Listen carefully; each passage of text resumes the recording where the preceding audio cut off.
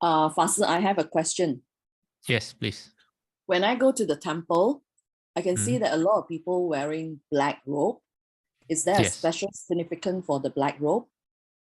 The black robe we call a haiqing. It's a ceremonial robe. Usually, it kind of means that you have taken refuge. I'm not sure if you can wear if you haven't taken refuge. I don't think there's any restrictions. But yeah, it's just something that the Chinese Buddhists in Taiwan, China, that's what they do. They wear that. For the Vietnamese, they wear something different, gray in color. Yeah, so it's more of a Chinese thing. It's a ceremonial robe. You wear it when you are doing ceremonies in a Buddha hall, and that's it. You're not supposed to wear it outside of the Buddha hall. Okay, thanks. 恭请大德圣听，维持法会，集结众生，请转妙法轮，教导我们如何了生脱世离苦得乐，速证无生。Will the Sangha with great virtue, out of compassion for the sake of this assembly and all living beings, please turn the wonderful Dharma will to teach us how to leave suffering and attain bliss, and end birth and death, and quickly realize non-birth. Namo tassa bhagavato arahato samma sambuddhassa. Homage to the blessed, noble, and perfectly enlightened one. Namo sadanto suchetoye alahati sanmiao sanputose. Wu shang shen shen wei miao fa, bai qian wan jie nan zao yi. 我今见闻得受持，愿解如来真实义。Supreme and wondrous Dharma, subtle and profound, rarely is encountered, even in a billion eons. But now we see and hear it and accept it reverently. May we truly understand the Buddha's actual meaning. Buddhas, Bodhisattvas, Venerable Master, and all good knowing advisors, welcome back. This is class number 90. In our exploration of the Dharma, using the Medicine Master Buddha Sutra as our foundation. Let's chant Medicine Master Buddha's name 7 times before I give you a summary of what we're going to look at for today. All right. Namo, quelling disasters, lending life, Medicine Master Buddha Namo, quelling disasters, lending life. Medicine Master Buddha Namo, quelling disasters, lending life. Medicine Master Buddha Namo, quelling disasters, lending life. Medicine Master Buddha Namo, quelling disasters, lending life. Medicine Master Buddha Namo, quelling disasters, lending life. Medicine Master Buddha Namo, quelling disasters, lending life. Medicine Master Buddha, Medicine Master does come one.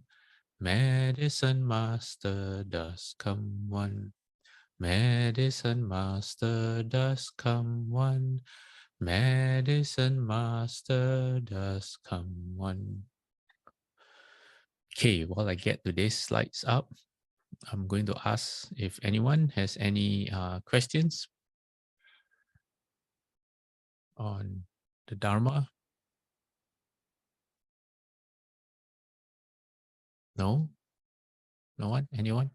You can ask, or when you think of one, you can interrupt me, or you can just type it into the chat box. Okay, so today, I have something which I find really, really interesting. So I'm very happy to share with everyone. We are on the Tusita heaven. Let me show you where the Tusita heaven is. So if you look at the diagram on your left, you look at the top, what looks like the ice cream cone. And on the right, it says 6 to 11. We are looking at heaven number 4, which is the Tushita heaven. So we spent the last 2 weeks exploring what the Tushita heaven is all about. And just let me go back one slide because my notes are on this slide.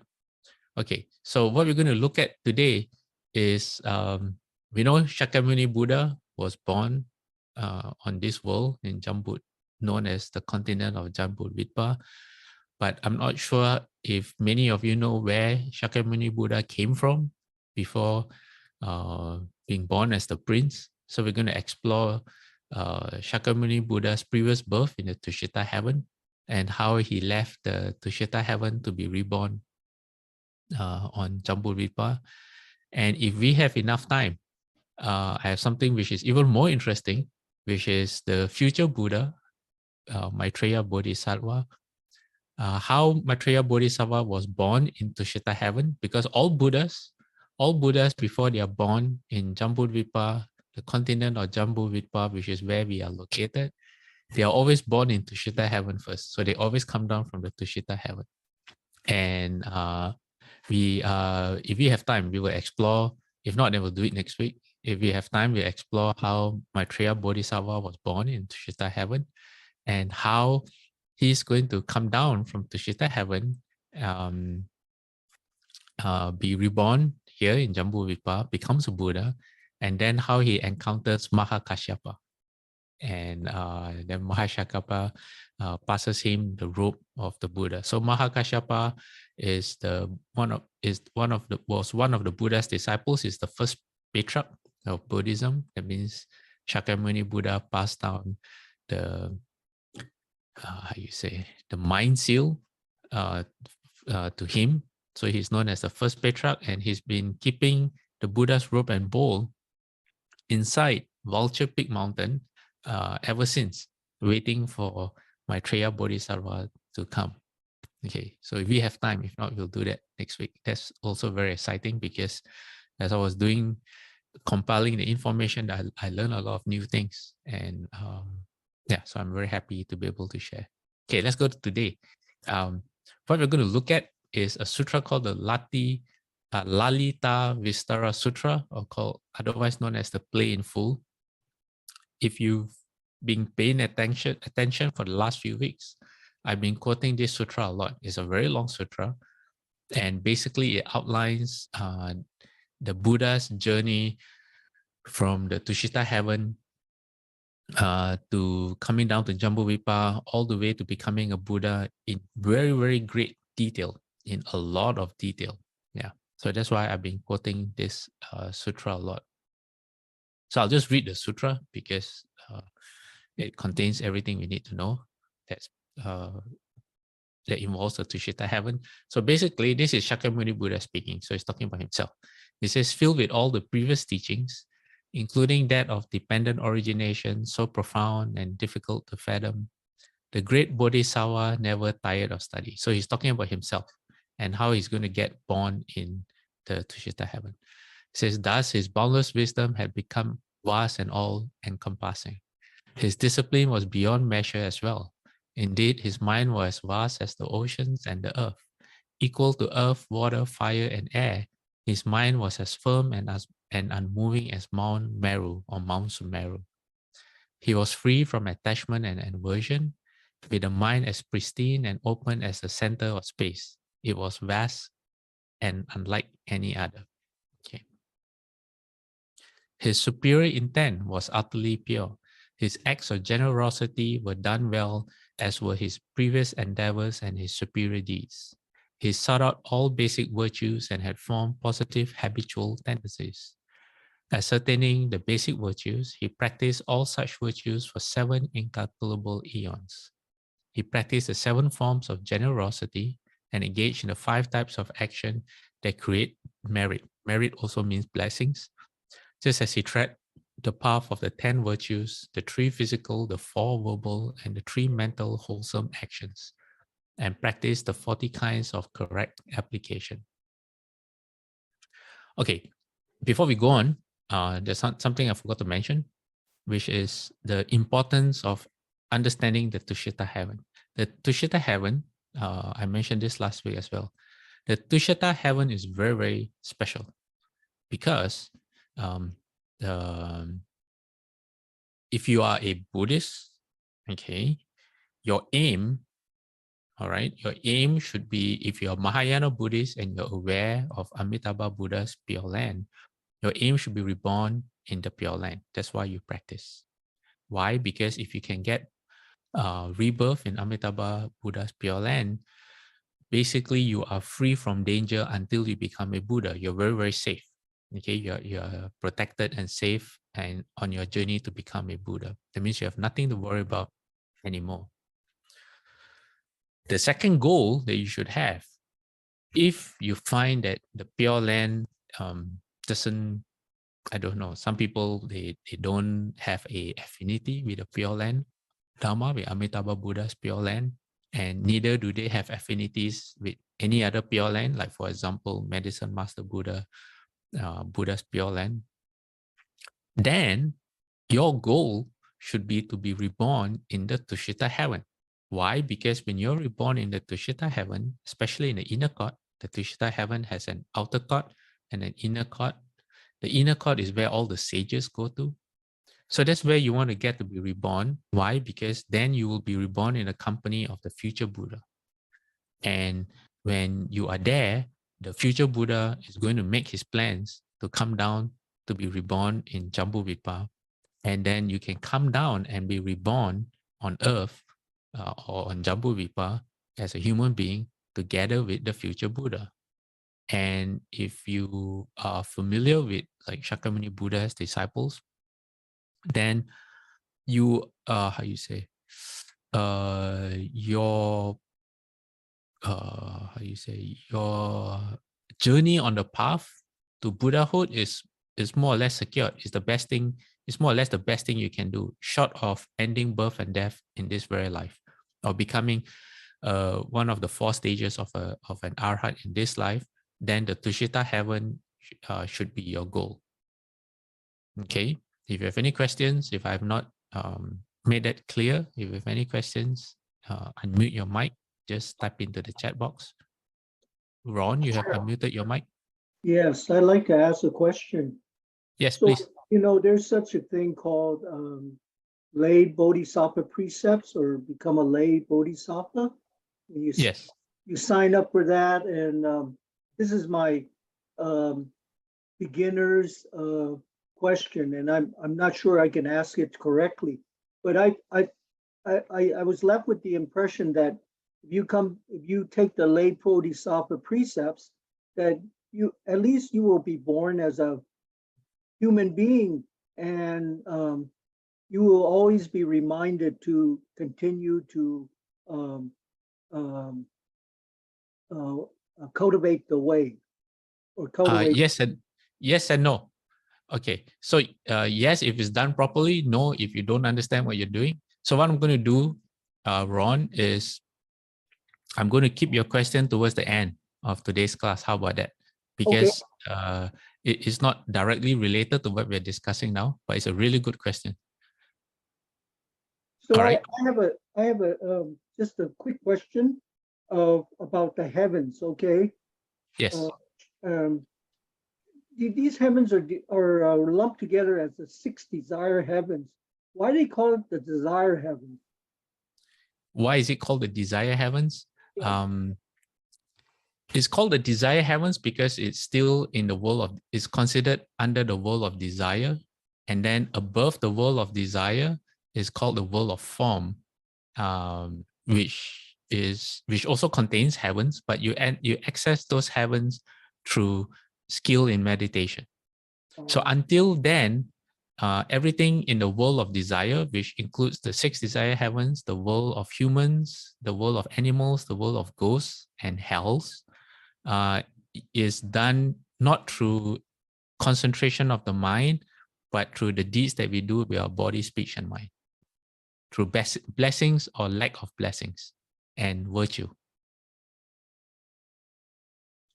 I will cover that in more detail when I do a summary of the heavens. Okay? Thank you, Pastor. Yeah. So I will come back to Ron's question when we are finishing the heavens. Then that Ron's question will make a lot more sense, or rather, my answer will make a lot more sense. Yeah. Okay. So So Tusita heaven, very, very important. It should be a goal for Buddhists to be reborn in the Tusita heaven, because we will be together with the next Buddha. We can make plans with the next Buddha to come down together, and then we practice with the next Buddha, or with the coming Buddha. And then when you are in,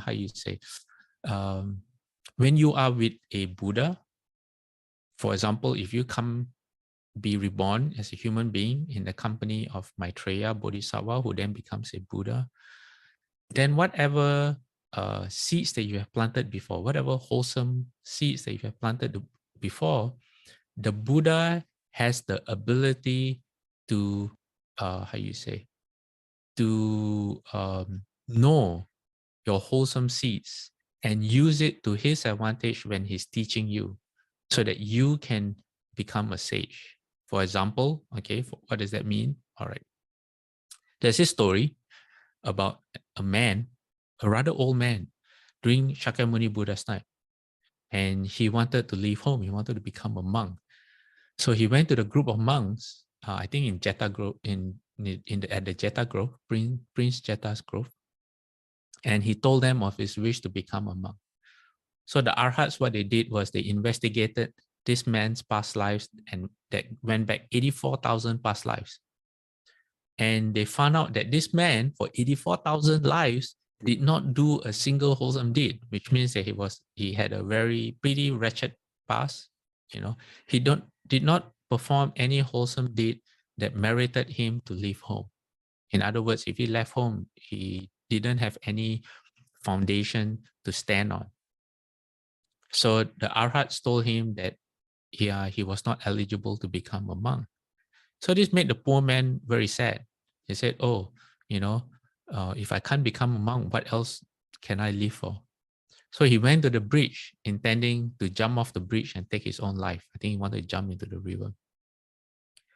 Just then, the Buddha was walking. He saw the Buddha walking towards him, and he didn't recognize that it was the Buddha. All he saw was this old man walking towards him, this old monk. And Shakyamuni Buddha asked him, said, "Oh, what are you trying to do?" He said, "Well, I'm going to end my life." He said, Shakyamuni Buddha asked him why. He said, "Oh, it's because I want to become a monk. And the monks under Shakyamuni Buddha just told me that I'm not eligible because in my past lives, 84,000 past lives, I have not done a single thing, a single wholesome deed."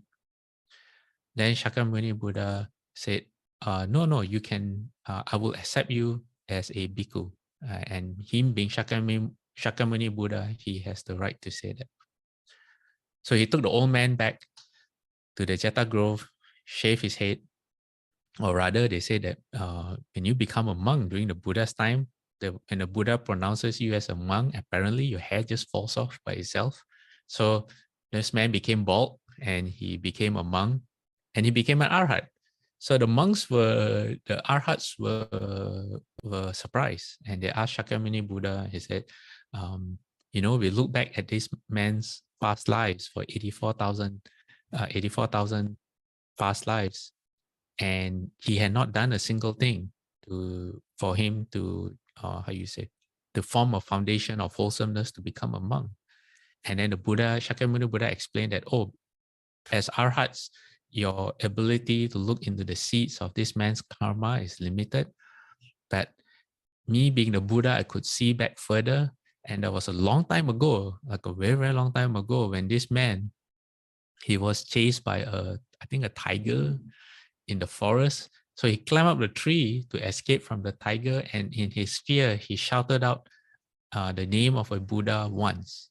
And he didn't even pronounce it correctly. Probably maybe out of fear or maybe out of ignorance. He did not know the Buddha's actual name. But there was one time when he shouted out a name of the Buddha. So Shakyamuni Buddha was able to see this and able to use that seed of wholesomeness that he planted to this man's advantage. And so that's why it's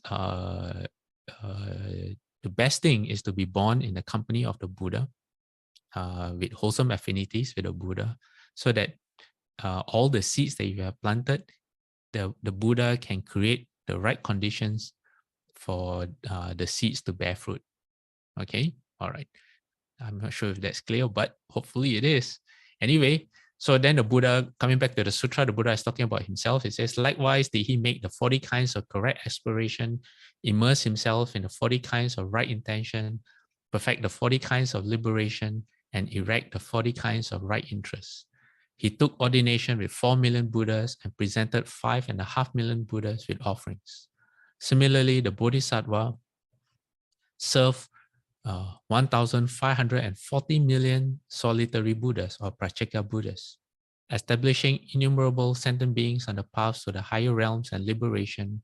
He desired to become perfectly and completely awakened to attain supreme, genuine, and complete awakening.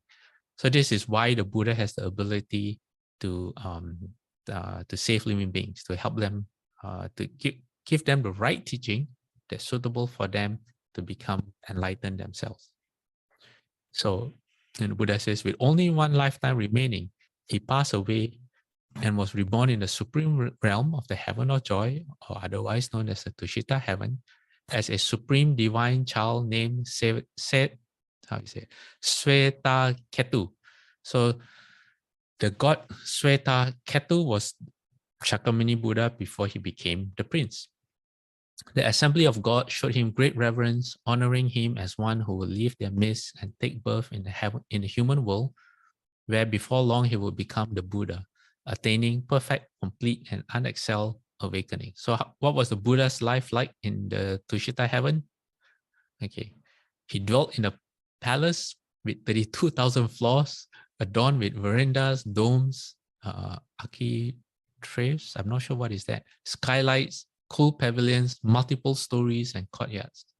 This palace was filled with parasols, flags, and streaming banners.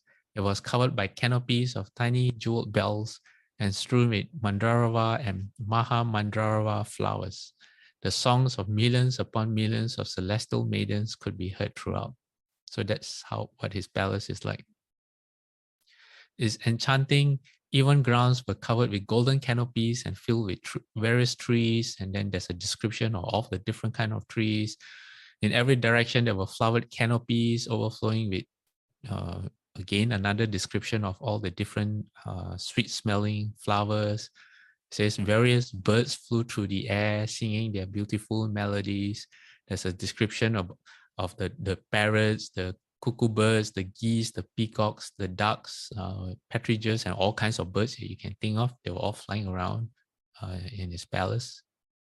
And then the Buddha says, emerging from the great celestial palace, the Bodhisattva went to the great Dhamma or Dhammochaya palace, where he taught the Dharma to the gods in the heaven of joy. So that's why you want to be reborn there. You can hear the Dharma directly from the future Buddha. In the palace, he seated himself upon a lion throne known as Sublime Dharma. Must be a great throne indeed to have his own name.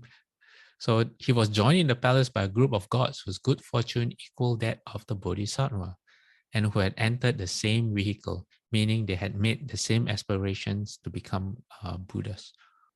Bodhisattvas with similar conduct to the Bodhisattva gathered from throughout the 10 directions. Remember when last week I shared Petrak Koichi's commentary on the, I think the Heart Sutra. He said that usually Bodhisattvas of the 5th ground up and probably above are born in the inner court of the Tusita heaven. Okay, saying retinues with equally pure intentions accompanied the gods without the assembly of divine maidens and even without ordinary gods. So in the inner court, I guess this refers to the inner court of the Tushita heaven. So if you get to the Tushita heaven just through blessings, say you do a lot of good deeds, you're probably born and you don't practice the Dharma, you can still get to the Tushita heaven, but you're probably born in the outer court. And because your mind is not geared towards the Dharma, just like say if you're alive, just like now, you know, there are some people who, when you say, hey, I'm going to the temple to listen to the sutras or to join in the Fa Hui, some people will say, oh, what a great opportunity, I'll come with you. And some people will say, I'm sorry, but I have other plans. I'm going to watch a movie, or I already have dinner plans, or I'm going out with my friends, or I just want to stay at home and relax. You know, these people, if they get born, the second group of people, if they get to the Tushita heaven, they'll probably be in the outer court. So when they hear of the Buddha, the future Buddha giving a Dhamma talk, their habits are still the same. They say, probably not. You go. You know, I have time. I might go another time. I might go later, or I might go when I feel like it. So they just stay in the outer court. All right, something like that. Okay, then the Bodhisattva, meaning Shakyamuni Buddha, before he was reborn as the prince, said, monks, in 12 years, the Bodhisattva shall enter the womb of his mother. So he's announcing to the gods that in 12 years, he's going to leave the heaven. At that time, the gods from the pure realms ventured to Jambudvipa. Hiding their divine forms, they took on the guise of priests and taught the Vedas to other priests. They made it known that one who entered the womb in this manner would be a great being possessed of 32 marks. Okay, what does this mean? This means that when the Buddha, Shakyamuni Buddha, made the announcement that he was going to be reborn in Jambudvipa, Jambudvipa is the human continent, which is where we are on. What the other gods did was they came down to earth first. Okay, they came down in this, it is said here, in the guise of priests, and they taught the Vedas. Vedas, you can in our time it will be known as the Hindu scriptures. And basically they laid the groundwork so that when the Buddha was reborn, people would recognize the Buddha. So they came and they taught the other priests about what the 32 hallmarks were, and the significance of the 32 hallmarks. They taught the priests how to recognize these 32 hallmarks and what would happen when someone with 32 hallmarks are born, the possibilities of that person's future. So that a long time later, when after these Veda scriptures were enshrined in people's understanding, that when the Buddha was born, they already, this is what the scriptures say. You know, this is what our sacred texts already predicted, that if someone was born with these marks, this is what's going to happen. So they already laid the groundwork for that. So monks, at that time, there was a solitary Buddha named Matanga who dwelt on Mount Golan Gula Parivatana in the city of Rajagra. What is a solitary Buddha? A solitary Buddha is also known as a Prachika Buddha, is someone who becomes enlightened when the Dharma is non-existent. So there's no one teaching the Dharma. Okay, they don't know what the Four Noble Truths are. But what they do is they are able to observe the 12 conditioned links. In other words, what are the 12 conditioned links? The 12 conditioned links, externally, you would call probably the process of nature. Internally, it would be the process of the mind. So they're able to observe externally as well as internally at a very deep level how their mind works and how the world around them works, to the point that they break through ignorance and they become sages. So that's a solitary enlightened Buddha. So hearing the exhortation of the gods, he became as still as mud resting upon a boulder, then rose up in the sky to the height of 7 tala trees. Merging with the fire element like a torch, he passed into nirvana. Basically, he cremated himself. His bowel and phlegm, ligament and bones, and flesh and blood were completely consumed by fire, leaving nothing but a few relics on the ground.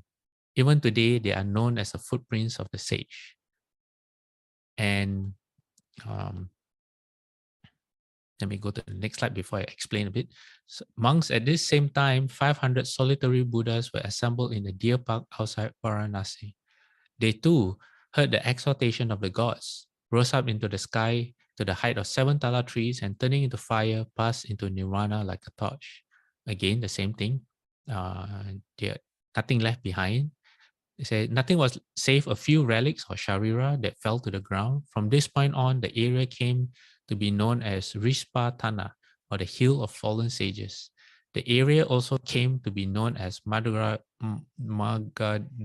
or the Deer Park, since deer frolic there without fear. Basically, it is said that when a Buddha is to be born in this world, all solitary Buddhas will vacate the world, so that I can't really explain the principle, but it's kind of like there can only be one. If you watch the movie Highlander a long time ago, there's the Highlander tagline, the hero will always shout, there can be only one. Basically, it's about immortals, people who don't die, they fight among each other because only one of them can live, something like that. Which doesn't make sense since they're kind of immortals. Anyway, apparently, when a Buddha is about to come in this world, all the solitary Buddhas will cremate them. They will leave the world to make way for the Buddha to come. Yeah, but I don't really know the principle behind that. That would be interesting to find out. So then the Shakyamuni Buddha further explains it, monks in this manner, the Bodhisattva dwelt in the supreme realm in the heaven of joy, where he engaged in 4 great examinations. What were these 4? He examined, number 1, the time of his birth. In other words, he's planning ahead when he's going to be born. Number 2, the continent of his birth. Number 3, the country of his birth, where within the continent. And number 4, the family of his birth. Okay. And if you're wondering why, okay, there is your answer. Say, why monks in the Bodhisattva examine the time of his birth? Because a Bodhisattva does not enter his mother's womb at the beginning of time when sentient beings are evolving. All right. Rather, it is when the world has formed and when birth, old age, sickness, and death have become known that a Bodhisattva enters his mother's womb. So that's the right time when people understand the sufferings or the afflictions of birth, old age, sickness, and death. That is the right time for the Bodhisattva to come down. And then when it comes to the continent of his birth, the answer is because a Bodhisattva is not born in an outlying continent, nor is he born on the eastern continent of Purva Videha, on the western continent of Apara Godaniya, or the northern continent of Uttara Kuru. If you want to know more about these continents and you've forgotten what we've looked at in our past classes, there's YouTube. We've talked about all these different continents before. It says, rather, a Bodhisattva is born on the southern continent of Jambu-Ridpa. Okay. And then the country, okay, why? A Bodhisattva is not born in outlying lands where people are as stupid as sheep. Okay, this is directly from the Sutra. With dull faculties, ignorant and incapable of distinguishing right from wrong. Rather, a Bodhisattva is born in a central land, meaning people have to be kind of sophisticated enough to understand the deep teachings of the Dharma. The Buddha is not going to, that's where the affinities lie, where people have an opportunity to understand the Dharma. Okay. And why monks did a Bodhisattva examine the family of his birth? Okay, because a Bodhisattva is not born into an inferior family. A Bodhisattva is only born into one of two families, a priestly family or a family of the ruling class. When the priestly families are dominant in the world, the Bodhisattva is born into a priestly family. When the ruling class families are dominant in the world, the Bodhisattva is born into a ruling class family. That's very straightforward. Thus, monks at this time, the ruling class families were dominant in the world, so Bodhisattvas were born into such families. And then Shakyamuni Buddha says, friends, I will now proceed to Jambudvipa. In the past, when I practiced the conduct of a Bodhisattva, I attracted sentient beings to the four activities of giving, pleasant speech, beneficial activity, and demonstrating consistency in speech and aims. Okay, these are known as the four modes of attraction.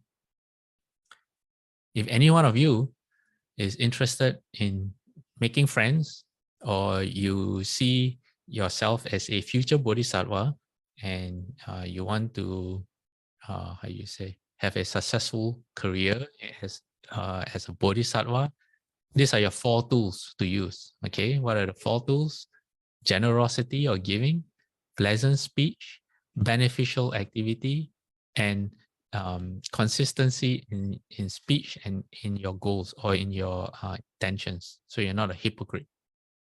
It says, but friends, I will not be acting without gratitude, and it would be inappropriate if I were not now to achieve an excellent, perfect, and complete awakening. Hearing that, the gods of the heaven of joy wept and embraced the feet of the Bodhisattva. They said, virtuous one, without you, this heaven of joy will lose its splendor. And then, to this, the Bodhisattva replied to the great retinue of gods, the Bodhisattva Maitreya will teach you the Dharma. He then took the crown from his own head and placed it on the head of the Bodhisattva Maitreya, saying, you, virtuous one, shall awaken to perfect and complete Buddhahood after me. Thus it was that the Bodhisattva enthroned the Bodhisattva Maitreya in the heaven of joy. Then he again spoke to the great retinue of gods. Friends, in what form should I enter the womb of a mother? So can you imagine if you were part of the Tusita heaven and you're there, and the future Buddha is asking everyone and say, what do you think? What form shall I assume when I enter my mother's womb? And people started talking. Everyone started discussing. There were suggestions. So kind of like this, I'm asking you all questions, except that hardly anyone has any questions or answers. But at the Tushita heaven, a lot of them had a lot of opinions. So some of the opinions that were given was, as a young man, as a handsome young man, that's how you should enter your mother's womb. Some said you should enter in the form of Lord Chakra, which is the king of the heaven of the 33. Some said you should, that's not good enough. You should enter in the form of Lord Brahma, which is even better. Then some mentioned, no, you should, the Bodhisattva should enter as a form of a Gandharva. Some said Kinnara. Some said a dragon. Some said Mahashvara, which is one of the gods. Some said as a moon god, the sun god, or even as the Garuda bird, the golden wing bird. And then one voice stood out, which was this voice. It says, there were also one of the gods of the Brahma realm present, who was called Ugra Teja. Having been a sage in his previous life, which means that he had either achieved the level of an arhat or one of the other three stages of arhatship. He had taken rebirth among the gods, where he had become irreversible from unexcelled and perfect awakening. And then he said, the priest mantras and the treatises of the Vedas mention the proper form for a bodhisattva to take when descending into the womb of his mother. So instead of relying on what people think the bodhisattva should take what form, he's quoting the scriptures that the human beings in Jambudvipa are familiar with. And he said, you should be in the form of an excellent great elephant with 6 tusks, covered with golden netting. His head should be very red and exceedingly handsome. It should ooze fragrant fluids from its temples and have a glorious body, meaning you don't need perfume. You smell good naturally.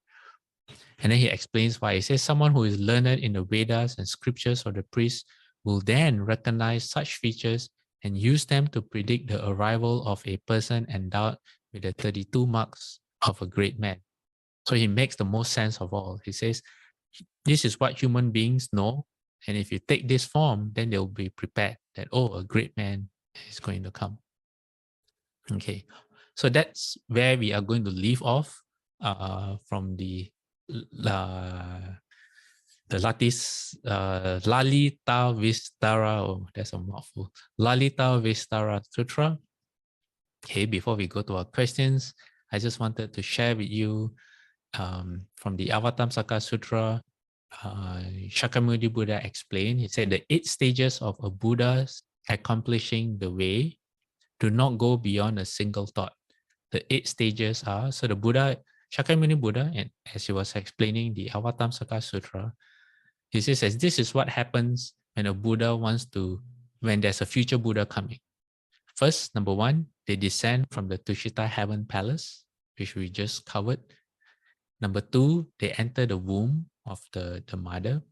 Number 3, they dwell in the womb. Number 4, they get born, they leave the womb. Number 5, they leave the home life. They become mendicants or they become bhikshus. Number 6, they accomplish the way. Number 7, they turn the Dharma wheel. In other words, they speak the Dharma. And number 8, they enter Nirvana. So this is Shakyamuni Buddha when he was speaking the Avatamsaka Sutra, explaining the 8 different stages of of how we come to have a Buddha. And then I have something very interesting. Okay, Shufu, when he was commenting on chapter 39 of the same sutra, the Avatamsaka Sutra, Shufu said, we have come to this sutra passage that relates how Shakyamuni Buddha descends from the Tusita heaven, and strangely enough, a new Buddha image arrived today at the city of 10,000 Buddhas and is emitting bright light. This is an inconceivable and wonderful state. So imagine that. I wonder who would have been able to see the light.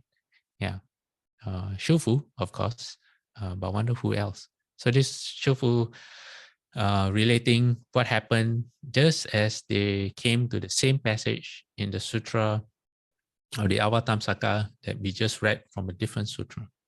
Okay, and I just wanted to share that besides Shakyamuni Buddha and the other gods coming from Tusita heaven to Jambudvipa, Venerable Ananda, and this is taken from the publication Great Disciples of the Buddha. I'll just read it. It says, among all the great monks in the Buddha's retinue, the Venerable Ananda occupied a unique position, and this in many respects. So what was the unique position? It says, it began even before his birth, and according to tradition, he came to earth just as the Buddha did from the Tusita heaven. So meaning, when I'll read it first. He came from the Tusita heaven and was born on the same day as the Buddha and in the same caste, the warrior caste of the royal family of the Sakyans. His father, Amitodana, was the brother of the Buddha's father, which was named Suddhodana. So the two were cousins and they grew up together in the Shakyans' capital city of Kapilavatthu.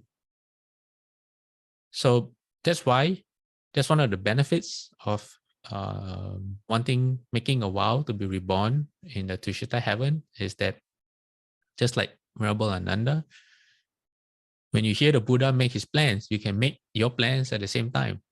And you can choose to be born as the Buddha's cousin, or maybe the Buddha's brother, future Buddha's brother, or within the same family, and be reborn on the same day even, and assure your progress on the path. Yeah. Okay. Next, what we have is the Sutra of Maitreya's birth in the heaven of joy, and it begins with Venerable Upali requesting more information about Maitreya Bodhisattva from Shakyamuni Buddha. But before we go into this, because we have about roughly 15 minutes left. There are two things I want to talk about towards the end. So one was Ron's question. Ron, if you don't mind, can you repeat your question again? Was it about the Bodhisattva precepts? Yes, for sure. I just want to know, like, if you make Bodhisattva precepts, you're going to be born as a human being. And those precepts will tag along with you and remind you to cultivate, right? Okay. So why, Yes. you don't need to worry about being born as an animal or something like that. Provided you practice, yes. So basically, okay, first of all, I'm not sure if it says that you will, if you take the Bodhisattva precepts, you will be reborn as a human being. But what I am sure of is that they say that when you take the Bodhisattva precepts, the precepts stay with you for life after life. All right. So what does that mean? Okay. For any of you who have taken the Bodhisattva precepts or who have considered taking the Bodhisattva precepts, you will know either for yourself or for most people that it is not an easy thing to do. Okay. Why is it not easy? Well, because the precepts, how would I say, on depending on the form of the Bodhisattva precepts, there are certain days. Let me see. Maybe I can't recall from memory. 8 days. There are what are known as 8 vegetarian days. I might be wrong. It might be more than 8 or less than 8. Can someone tell me if they know the answer? On those days, you basically observe the 8 precepts, which is the 5 precepts plus no sleeping on a high bed. You refrain from entertainment like music, watching movies, and all that. You don't eat afternoon. That means you can have breakfast, but after lunch you don't eat anymore, and you also do not hold. You don't use money on those days. I might not be 100% right, but more or less, something like that. So it's not easy for most people to make such a commitment. Okay, Melinda says 6 vegetarian days a month. So on 6 days out of a month, that's what you need to do, apart from holding the rest of the either the 6 major or 10 major Bodhisattva precepts and the minor precepts. Like I said, there are 2 forms of Bodhisattva precepts. So because it's not an easy thing to do, when you finally decide to take the precepts, the vow that the promise that you make to yourself is so significant that the karmic seed that you plant in your 8 consciousness, it's such a big deal that the perfuming nature, I will explain what perfuming nature is, but the perfuming nature of the seed is very, very great. So when we create karma, when we create karmic seeds, the seeds that we create have a influencing nature on the other seeds that we do. They call it perfuming. The perfuming is the term that's used to describe the nature of the karmic seed. So for example, if you make a vow not to say lie anymore, okay, depending on the strength of your vow, what is strength of your vow? Well, if you're really, really sincere, say you've done, you told a lie and you totally regret your lie, you feel a lot of shame and you're very, very remorseful, and you make a great vow never to lie again. And if you're really sincere, then the next time when you have to say something, and where you normally would lie, say a seed comes up and it's a seed that propels you to want to lie, if your vow is very strong, that seed would have been perfumed by your vow and it would influence how you behave. Meaning that if your vow is strong enough, then you will not lie even though you really want to. Or gossip, say gossip. Okay, because a lot of people love to gossip. You want to share someone's secret, or you want to share a rumor or something, and it feels so good to gossip, and you really, really want to gossip. But then, because you made a great vow not to gossip anymore, during that opportunity where the gossip is at its juiciest, and you all your close gossip friends are there, and you want to be the center of attention, and it's something that no one else knows, and if you share the gossip, you will be the star of the group for a short while, and whatever it is, and it will be so satisfying. It gets perfumed by your vow, and your vow takes over, and despite how you feel, you hold yourself back. That's the influence of perfuming. Now, if you're not very sincere, okay, you say you don't want to gossip anymore, but deep in your heart, you don't want to give it up because gossiping feels so good, all right? You are the gossip queen or king, and you just can't help yourself from saying things about other people. Then your perfuming is weak.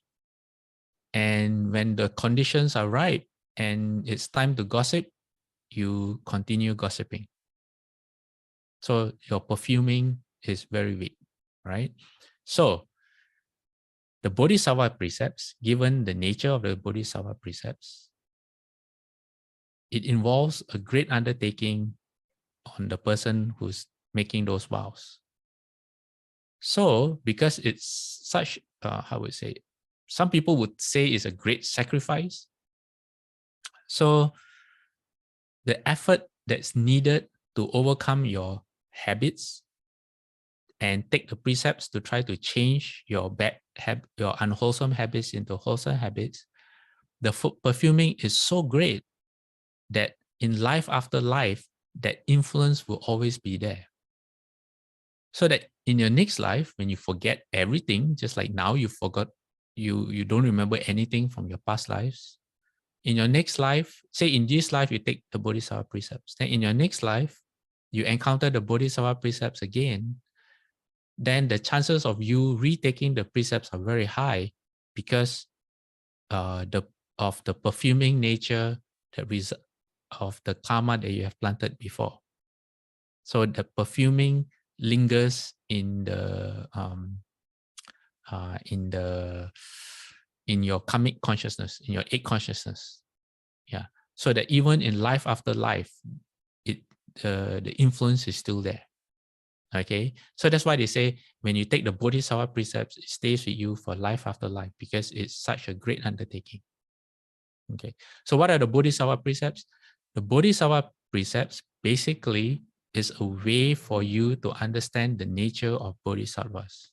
It's a way for you to shape your conduct, your speech, and your actions to follow the example of Bodhisattvas. Okay, and it's not as simple as just taking the precepts and following the precepts. Then you're just doing it blindly. You're just following the words on the page. But you have to use the precepts to transform who you are. I'll explain what this means, okay? Because no one can take the Bodhisattva precepts perfectly unless you're already a Bodhisattva. Then you already embody the precepts. The Bodhisattva precepts are kind of like a training. Because to hold the precepts perfectly, you hold it within your mind, which means that naturally you embody the precepts. So it's a training that you do lifetime after lifetime to slowly become a bodhisattva. Now it might be the first time you're taking the bodhisattva precepts, or you might have taken the bodhisattva precepts lifetime after lifetime for countless lifetimes. So, you could be a beginner, you could be somewhere, say in your next life, or in this very life, you could be a first stage bodhisattva already, you never know. So what does it mean to have the bodhisattva precepts transform you? Well, first you have to understand the spirit of the precepts. So I'll just share my own example with the bodhisattva precepts. I always struggled to understand some of the precepts. For example, there's one precept that says that if you travel in a group, okay, you travel in a group and someone in your group falls sick, you do not leave the person behind. You stay behind with the person. You don't leave one person behind. And when I took the Bodhisattva precepts as a layperson at CDTB, I understood what the precept meant, but I didn't. It meant nothing to me at a personal level, because my feeling was, okay, if I go on a tour. So I was thinking of going on not going on a tour. I was thinking of the scenario, an example where if I was on tour and there are different groups of people, like sometimes different groups of families, strangers on a group going for a holiday, and if someone falls sick in the group and I don't know that person, it's like, I'm sorry, I've already paid for my trip, and if you can't continue, that's kind of your problem. And I'm just going to go and enjoy the rest of my trip. So that's how I looked at the precept. I said, why should I stay back and take care of the person? Since I've taken the precept, I guess I will have to do that. But I just felt like I don't really understand the meaning of the precept. I know I don't leave someone behind, but so that was my attitude or my view of that particular Bodhisattva precept. And I had a lot of views and attitudes for the rest of the precepts as well, because I guess I'm not very advanced in holding Bodhisattva precepts. So I kept on thinking about it. And many years later, it kind of occurred to me, and I realized that, okay, if I go on a trip with my family members and say one of them, say if my mother were to fall sick, I would, without thinking, I would naturally, anyone go on a trip with their parents, their families, their children, one of them fall sick, you would drop everything to make sure that person is taken care of. It will be very natural. It is not something that you'll be forced to do, and then it hit me that in those cases where you feel that it's natural, I felt it wasn't natural because I was looking at people that I could not care about, that I did not care about, which was why the precept did not make sense to me. So then I realized that the Bodhisattva precepts, a Bodhisattva, because they care for all living beings equally, would never leave anyone behind. Like Guanyin Bodhisattva, she would never leave anyone behind. So then it made me realize that, oh, okay, so this particular precept is like a mirror, and it's showing me my shortcomings, because when I see people, I differentiate them. There are people who I care for. There are people who I totally could not care less, like literally, to the point where, if you fall sick, I'm sorry, I'm going to just go on with my trip and enjoy myself to that extent. No empathy at all, no compassion, no loving kindness, no empathy, nothing. So then I realized, oh, so the Bodhisattva precepts are showing me my shortcomings and where I need to work on. And that's how far I am from becoming an actual Bodhisattva. What's wrong with me? Well, not really what's wrong with me, but what my shortcomings are is that, I have highs and lows when I see people. So if you ever heard of a description of the Pure Land, the Pure Land is described as flat, no high or no low. And in the Vimalakirti Sutra, it is explained the high and low is when you meet people, your mind becomes high or your mind becomes low. So living beings with discrimination, when we see people we don't like bring out the worst in us. That means low. Our minds are low. And people we naturally respect and revere brings out the best in us. It means our minds are high. But in the Pure Land, there's no such thing. So if our minds are ready for the Pure Land, our mind should be level and equal as well. So everyone we treat should be the same, which means that you treat everyone with the same respect and reverence as you treat your parents, the Buddha, your teachers, and people you care for.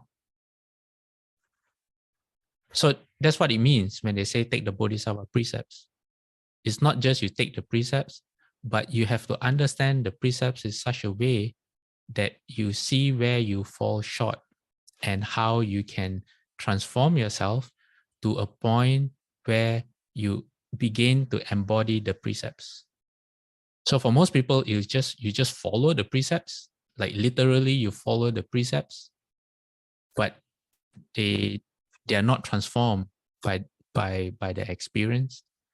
But to really take the Bodhisattva precepts meaningfully means to engage with the precepts one by one, not in the letter of the precepts, but in the spirit of the precepts, and try to understand what the precept is trying to do to you, for you, and how a Bodhisattva would behave based on those precepts, and then comparing it to your normal self. All right? So that's the Bodhisattva precepts. Okay, any more questions? Yeah, Buster, just follow on with that about the Bodhisattva. Suppose you sign up to take it, you get into it, and you say, "Man, this is way above my head. I don't think I'm going to do it."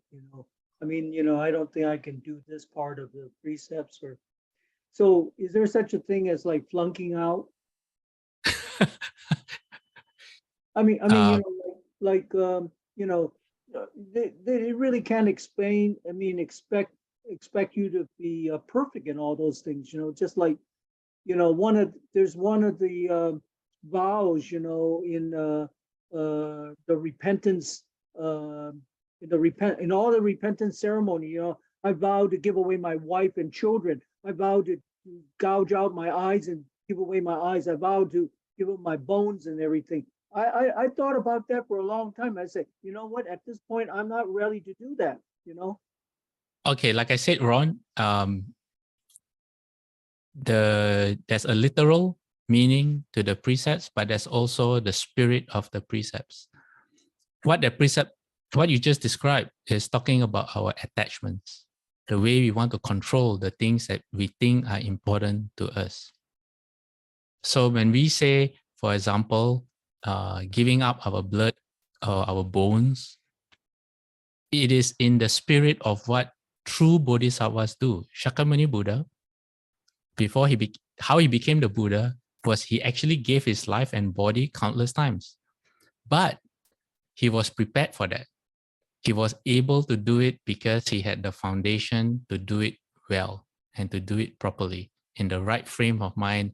And while he was doing it, to maintain that right frame of mind. For us, for normal people, it is impossible.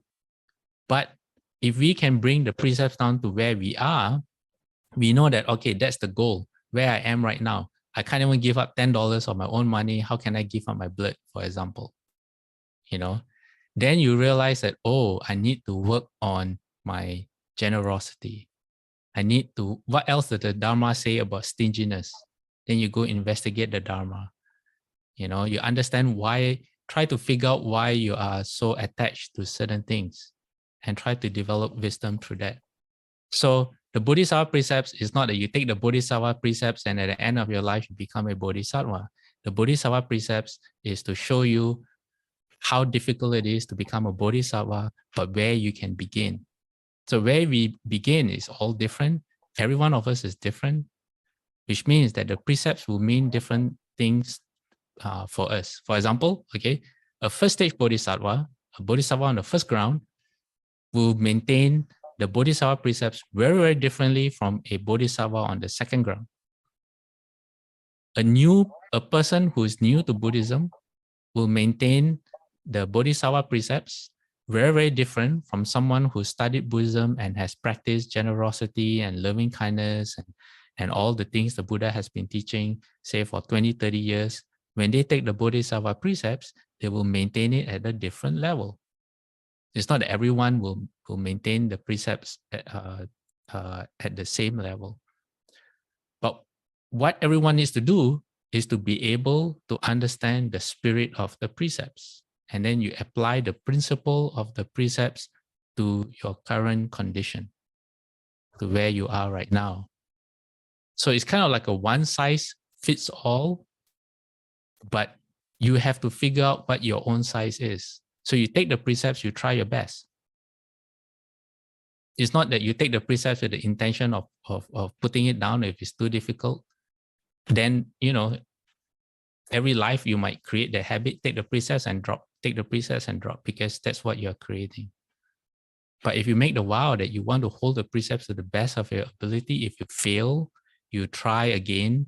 And then if you fail, you try again. But every time you want to improve yourself to the point that eventually you can start to hold it easier, then that would be the right attitude. Because like I said, if you understand the precepts, unless you are a proper bodhisattva, no one can hold the precepts well. It is close to impossible. It's just like asking a 5-year-old to become an Olympic swimmer. No, they can't. But a 5-year-old can begin to learn how to swim, how to enjoy being in the water, learn how to float, with flotation devices, and learn that water can be fun. And that's how eventually, then when they're 10 years old, they can learn that, if you're good at swimming, they feel good about themselves, and then they want to train. And then at 12 years old, they can join a competition and see where they stand. And then at 14 years old, they can maybe join a swimming team or something and train further. And then when they're 18, maybe they can, represent the school or the state, and maybe even the Olympics. But when you're 5 years old, you can't do what a 18-year-old can do, right? But it doesn't mean you totally stop. Understand? All right. So don't be afraid of the Bodhisattva precepts. Just be afraid that the opportunity comes, and then out of your own fear or whatever it is, you let it go. And then next life is going to happen again. Then it's going to take you a long, long time. All right. Then you just make life for other Bodhisattvas more difficult because it takes longer to save you. All right. I have to go. Okay. So we're going to come back to this sutra next week. Exploring Maitreya's path. We've looked at Shakyamuni Buddha's path. We're going to look at Maitreya's path next week. Keep the questions coming. Let me add this slideshow so we can do the dedication of merit. Okay, because I have to be the proctor for the meal offering today. Okay, so I'm going to invite everyone to put our palms together as we dedicate merit. May every living being, our minds as one and radiant with light, share the fruits of peace with hearts of goodness, luminous and bright. If people hear and see how hands and hearts can find in giving unity, may our minds awake to great compassion, wisdom, and to joy. May kindness find reward. May all who sorrow leave their grief and pain. May this boundless light dispel the darkness of our endless night. Because our hearts are one, this world of pain turns into paradise. May all become compassionate and wise. May all become compassionate and wise. Oops. Okay, we're going to do 3 bows to the Buddha. Okay, first bow. Second bow. Third bow. Half bow. Bowing respect to the Venerable Master. Second bow. Third bow. Half bow. All right, everyone. We'll see you next week. I hope to have more questions. Okay, Amitabha. Bye-bye. Thank you, 法师。